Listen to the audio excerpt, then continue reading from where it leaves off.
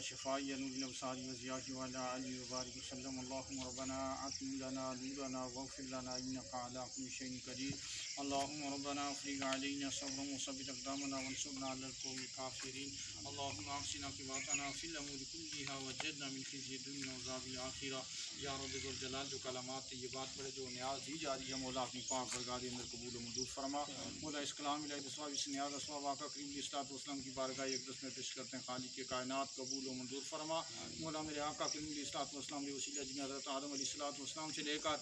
آج کی گھڑی تک جتنے مسلمان دنیا تو پردہ فرما کے مولا سبھی کو درجہ بدرجہ پیش کرتے ہیں اللہ پاک قبول و منظور فرما بالخصوص حضرات پنج پیر علیہ رحمہ کی روح الفتوح کو پیش کرتے ہیں اللہ پاک قبول و منظور فرما مولا ان کے درجات میں بلندیاں عطا فرما پنج پیر قبرستان میں جتنے مسلمان مدفون مولا سبھی کی بخشش اور مغفرت فرما سب کو میرے آقا کریم علیہ الصلوۃ والسلام کی شفاعت عظمیٰ نصیب فرما مولا جنہ سنگیاں نے انتظام کیتا مولا انہاں دے گھراں نال جتنے افراد تعلق رکھن والے دنیا تو پردہ فرما کے مولا سبھی کی بخشش اور مغفرت فرما